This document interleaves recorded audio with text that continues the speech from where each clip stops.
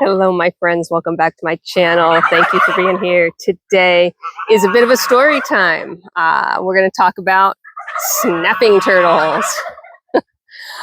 Turtles in general. So I've got a video up from about 2 months ago now where we had a turtle in the pond. It was either a painted or a painted or a ready or slider, which is what's common in this area.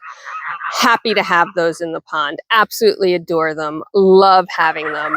In our previous Farm Version 1 pond, where it was close to a natural creek, we had turtles all the time. So much so that we put in floating logs and basking spots specifically for the turtles because we had so many. We love them. We enjoy having them. The one thing we don't enjoy having is snapping turtles. Now, don't get me wrong. I respect snapping turtles. I think they're super cool. They're welcome in this world. I've got no problem with them, except when they enter and venture into my pastures or into my pond area, because they're a danger to the animals. Over the years, we've relocated multiple dozens of snapping turtles. Typically, they're not generally huge. They're looking, they're last year's yearlings, and they're looking for their own territory, and they find our pond or they find their way into our pastures. A couple of them have even found their way into the dog yard. We just scoop them up with a shovel or some other appropriate utensil that keeps them away from our fingers and toes. Put them in a bucket, Rubbermaid tote, something to transport them in, and we transport them fairly far, right, to a suitable habitat. Thankfully, in my area, we do have natural preserved habitats, and we can transport them there, but they've got to go several miles away, or they will continue to make their way back to our area.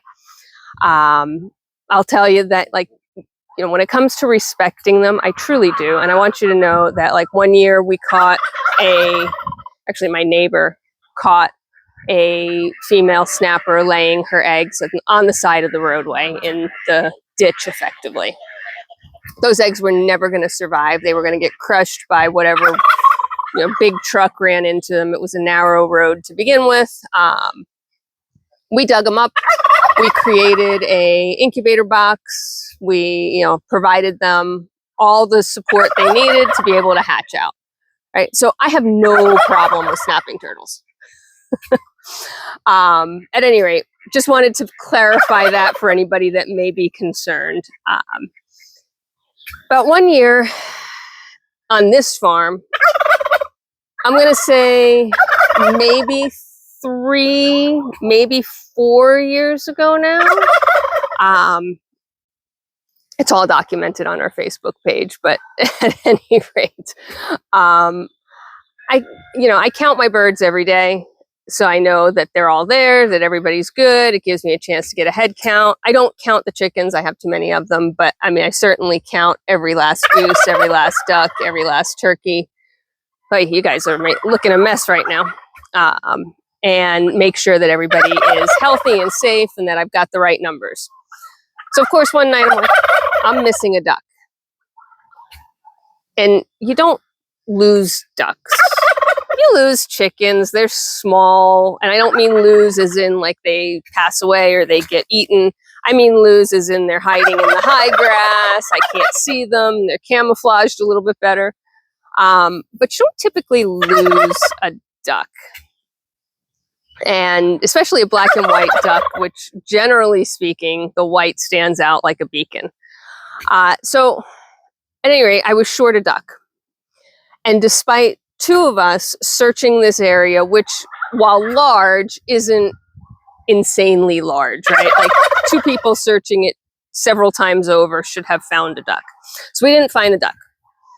Bothered me a lot. And I'm like, there's not much that can make a duck disappear.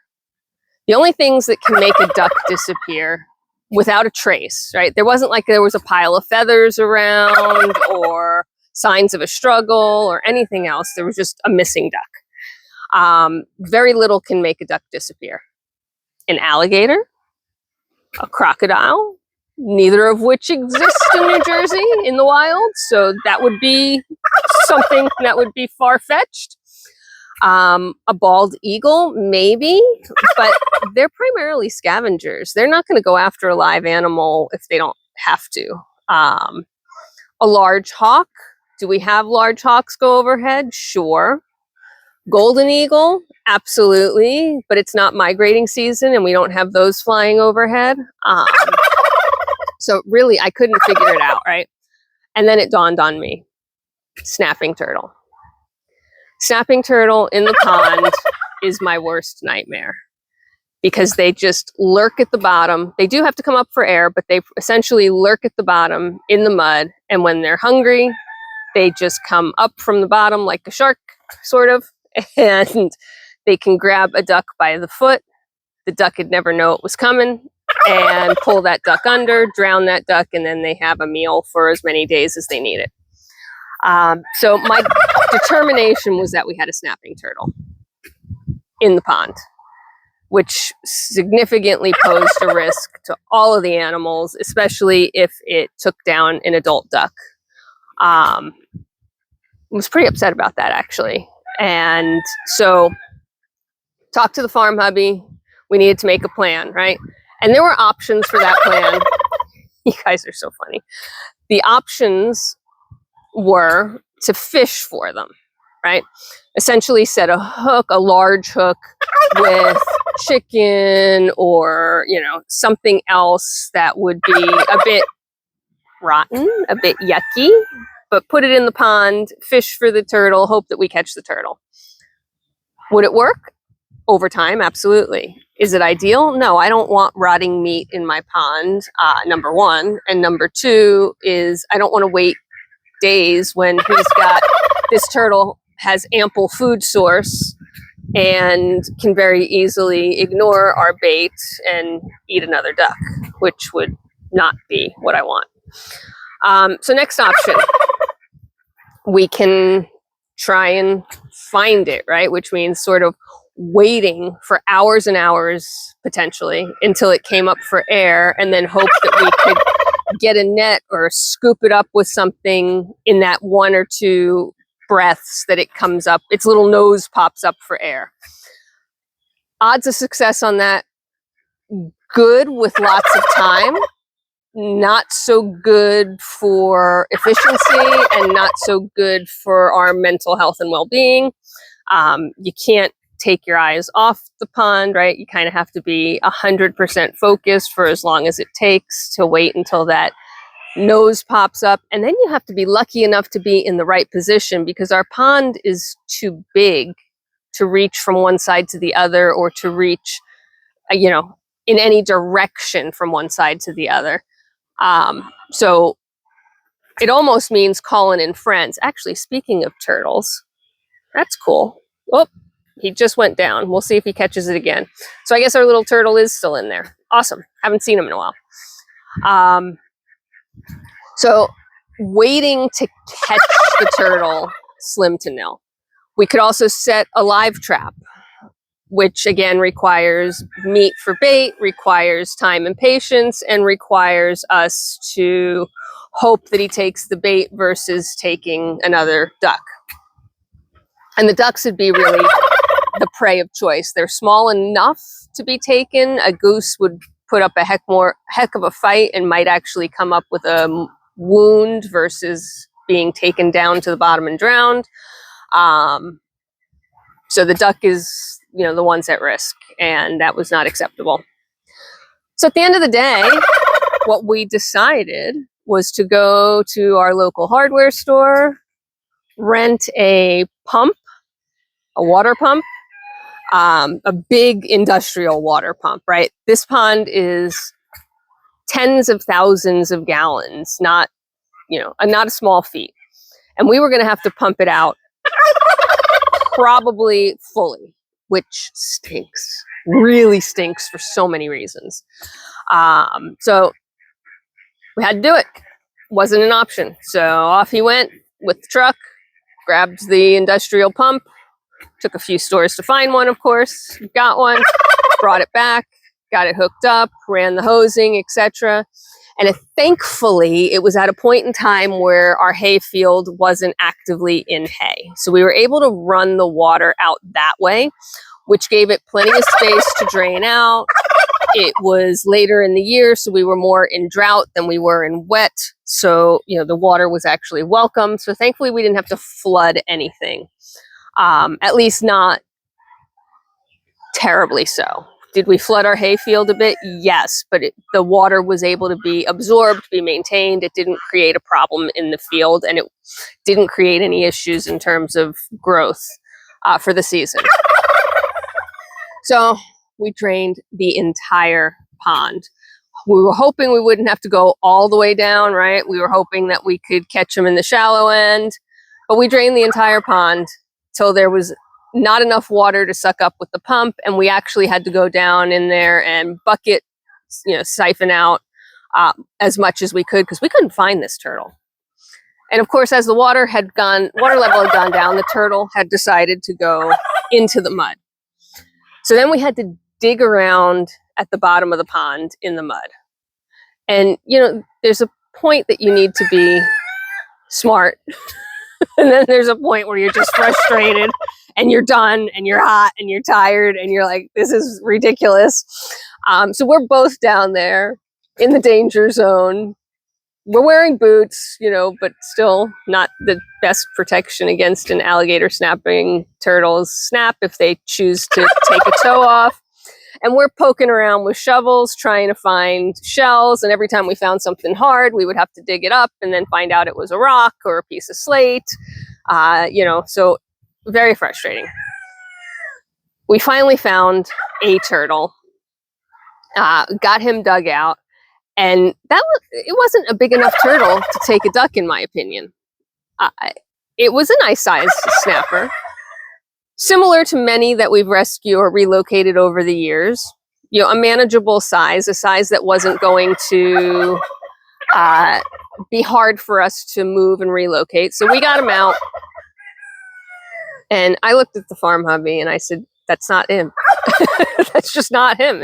And let me tell you, this man was like fit to be tied with me, right? Think about our entire day so far and all the work that we've put into it. And I'm insistent that it's not him. And he's like, "We got it." So that's, and I'm looking at him going, "That's not big enough to take down a duck. It's just not. I know it." And he's like, "You don't know. It's, they're heavy. They can drag a duck down." Yes, that's how they do it. But no, this one's not big enough. I'm telling you, there's another one in there.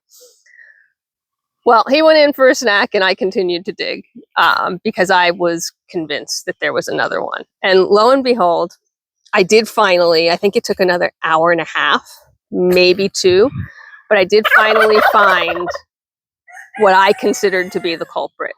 And this sucker was huge. If you've ever watched, Lone Star Law on whatever channel that is, Discovery or Nat Geo,